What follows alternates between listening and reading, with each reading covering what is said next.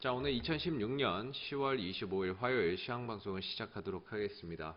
자, 오늘 코스피는 0.52% 하락한 2037포인트에 마감이 됐고요. 오늘 외국인들이 전반적으로 현물과 선물에서 동반 순매도를 나타낸 가운데 기관에서 순매수의 흐름들을 나타내면서 오늘 시장에 방어적인 역할을 해주었던 그런 모습들이었습니다.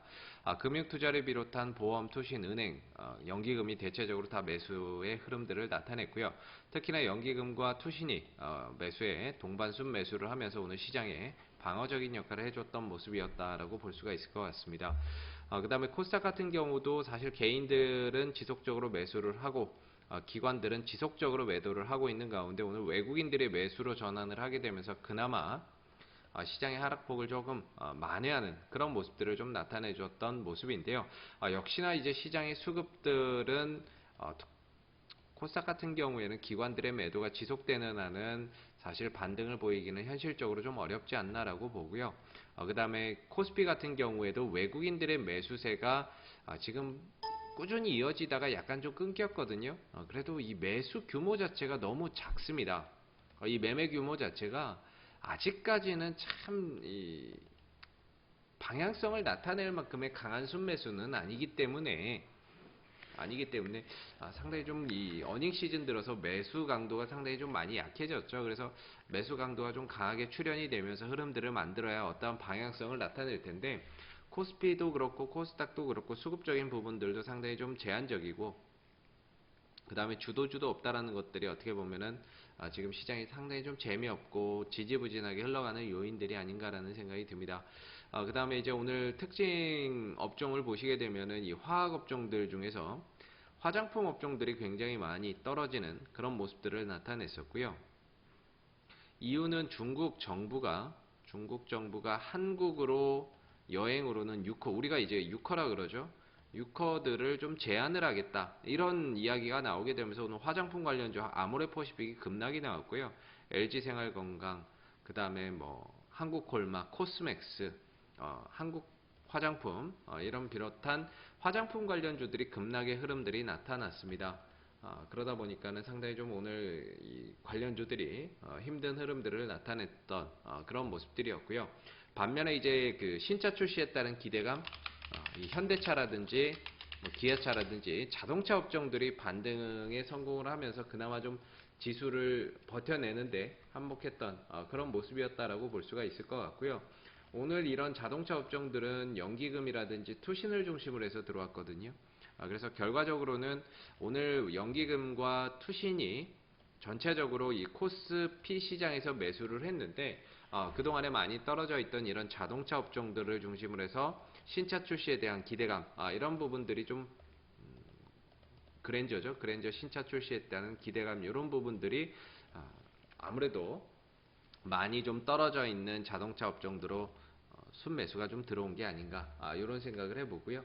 아마 하반기 때에는 이런 연기금의 매수가 꾸준히 좀 이어진다라고 하면 현대차라든지 기아차 쪽으로 많이 떨어져 있기 때문에 또는 현대차 같은 경우에 신차 출시에 따른 기대감이 있기 때문에 결국에는 조금 더 한 단계 더 도약하는 그런 모습들을 한번 기대를 해볼 수 있는 부분들이 있다라고 보고 있습니다. 그래서 오늘은 자동차 업종들이 그나마 좀 선방을 했고요. 제약 관련주들과 그다음에 화장품 관련주들, 중국 관련주들이 약세의 흐름들을 나타냈었던 모습인데 앞으로 뭐 대형주를 본다면은 자동차 업종들, 낙폭과대되어 있는 이런 자동차 업종들을 계속해서 한번 살펴볼 필요가 분명히 있을 것 같고요. 두 번째로 이제 코스닥 같은 경우에는 오늘도 떨어졌습니다. 개인들만 매수. 개인들이 계속해서 매수하고 있고 기관과 연기금, 투신 이쪽은 뭐 계속적으로 지금 매도를 하고 있는 형국이고 그나마 중간 역할을 해주는 오늘 외국인들이 매수에 나섰기 때문에 하락폭이 좀 제한적인 그런 모습들을 보였는데요.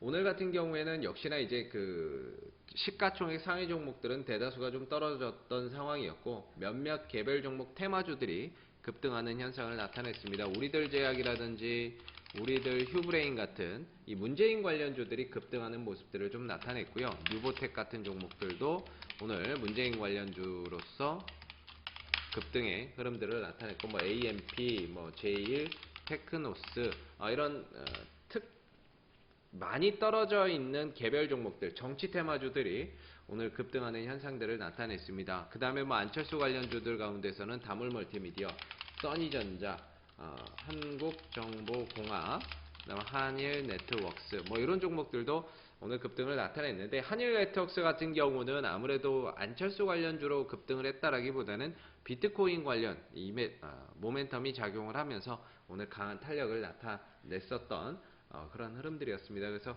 지금 시장에서 딱히 주도주라고 할 만한 게 없는 상황이기 때문에 시장이라고 이 시장 자체가 주도주라고 할 만한 게 없고, 그다음에 주도주를 만들어내야 되는 기관이 계속적으로 지금 매도의 흐름들을 나타내고 있다라는 점에서 상당히 지금 어려운 흐름들이 지속되고 있습니다. 그러다 보니까는 어떻게 보면은 참 종목들이 하루살이 장세가 계속되고 있는 상황인데요. 그래도 지금 이 외국인들 10월 한 달 내내 지금 떨어지고 꾸준히 지속적으로 떨어지다가 650도 깨고 아예 그냥 거의 투매성으로 흐름들이 만들어지고 있는데요. 이렇게 되면은 결국에는 개인들이 신용을 통해서 빚내서 썼던 이런 신용 자금들이 반대 매매가 나올 가능성이 상당히 높습니다. 그래서 아마 스탁론이라든지 이런 신용 매매들의 반대 매매가 곧 있으면 출회가 될 가능성이 상당히 높을 것 같은데요.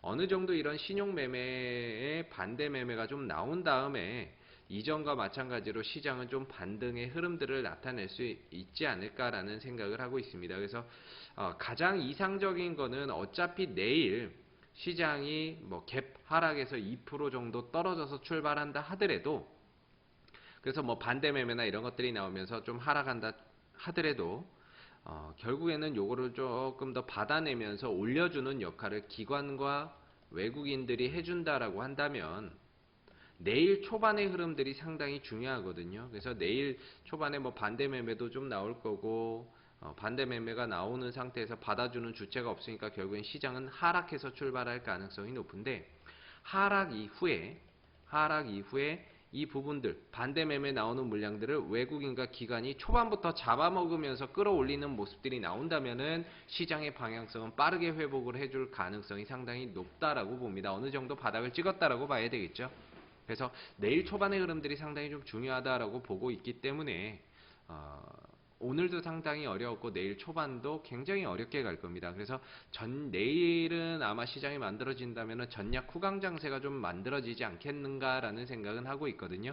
그래서 어느 정도 10월 달에 이 하락에 거의 구분응선까지는 왔다라고 봐요. 거의 하락의 막바지라고 보고, 반등의 여력들은 거의 10월 하순, 거의 뭐 이번 주 끝자락 내지 11월 달에 접어들면 서서히 반등을 모색하지 않을까라는 생각은 듭니다. 그래서 지금은 조금 더 버텨내야 된다라고 보고요. 시장이라고 하는 것이 떨어지게 되면 올라가게 돼 있고, 올라가게 되면 다시 떨어지게 되어 있습니다. 그래서 떨어진 것만큼 좋은 호재는 없는데, 주식을 들고 있는 상태에서 주가가 떨어지게 되면 이것만큼 참 버티기가 힘든 게 없습니다. 현금만 들고 있다면 이 흐름들을 여유 있게 지켜볼 수 있지만, 주식을 들고 있는 상태에서 이 하락을 지금 정통으로 맞는 거라고 한다면 상당히 어려울 수밖에 없는데요.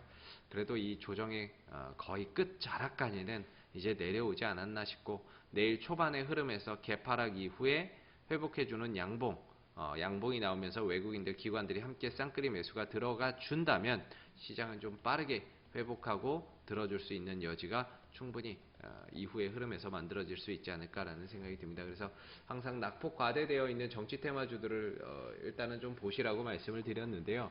오늘 그 낙폭 과대되어 있던 문재인 관련주들이 급등의 흐름들이 나타나는 모습이었고, 또 길게 보고 멀리 본다라고 했을 때 중장기적인 측면에서 봤을 때에는 아무래도 OLED 관련주, 결국에는 실적이거든요. 실적이 좋은 기업들은 시장이 회복되고 돌아나가는 흐름 속에서 반드시 회복되고 들어주기 때문에 OLED 관련주들도 한번 관심 있게 보실 필요가 있을 것 같습니다. 자, 오늘 2016년 10월 25일 화요일 시황방송은 여기서 마무리하도록 하고요. 내일 시황방송에서 다시 찾아뵙도록 하겠습니다. 오늘 수고들 많으셨습니다.